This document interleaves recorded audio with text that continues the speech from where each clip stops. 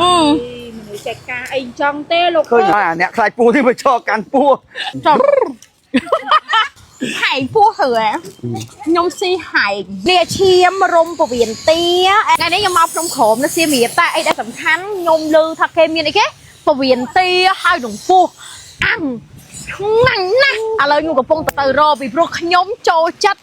ហូបអ្នកទាំងអស់គ្នាខុសគេសាហាវចរិតចាក់ចោលហ្មងអ្នកទាំងអស់គ្នាអើយគេមកជាមួយនឹងភ្នំក្រោមនឹងមកមើលជាមួយនឹងថ្ងៃរៀបលេខរៀបអីចឹងទៅអស់ស្ដង់គុតអីចឹងទៅថតរូបអីចឹង sweet romantic អីចឹងឬក៏គេហៅថា sunset sun អីចឹងទៅសេកានេះ100ពស់100អីទៅជើងភ្នំឯណែហើយអីគេពវៀនរុំឈាមរុំពវៀនទីអីចឹងណាដែលថ្មីប្លែកអីចឹងឃើញអូសតាម TikTok តាមអីមកដល់អ្នកទាំងអស់គ្នាញាក់សាច់តាមដល់ត្រូវប៉ុន្តែ favorite របស់ខ្ញុំខ្លាំងមែនតើងាប់ឲ្យកាមេរ៉ាមែនអីកាមេរ៉ា woman យើងអីក៏រង្គើម្លេះមើលសុំឲ្យគេហៅថានឹងដើតិចមើលតើឥឡូវយើងយកឯណាខ្ញុំយកពូ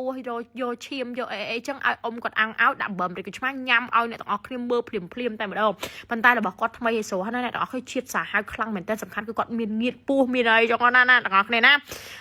តាអ្នកទាំងអស់គ្នាឥឡូវអាំងហើយកដៅឲ្យខ្ញុំញ៉ាំឲ្យមើលអូយអ្នកទាំងអស់គ្នានេះពវៀនទាមួយឈាមអុយឈាមឲ្យពវៀនមើលទៅតំណងអ្នកទាំងអស់គ្នាមកមាត់អត់ទេងាប់ទៅនិយាយពីថាសាហាវព្រៃផ្សាយហ្មងកន្លែងហូបអត់ឃើញទេខ្លាំងតាដូចខ្ញុំចង់ហាមហ៎ហើយជាហៀងទៅអ៊ីក៏ប្រាប់ហើយតែហើយជាហៀងទៅមនុស្សចែកការអីចង់ទេលោកអើយតែទាំងអស់គេមើលសត្វអីគេលមីលមូកងែងកងងកបិចកវៀន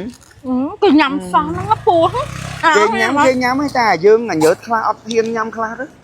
ម៉ែអាចចេះគ្រប់ចេះសពហីអូយបែរដូចសាច់គោ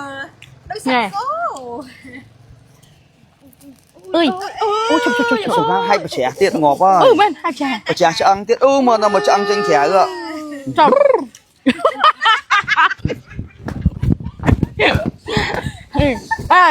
ហើយអ្នកខ្លាចពស់ទេមកចោកាន់ពស់ពីវេទនាចិត្តដល់ហើយ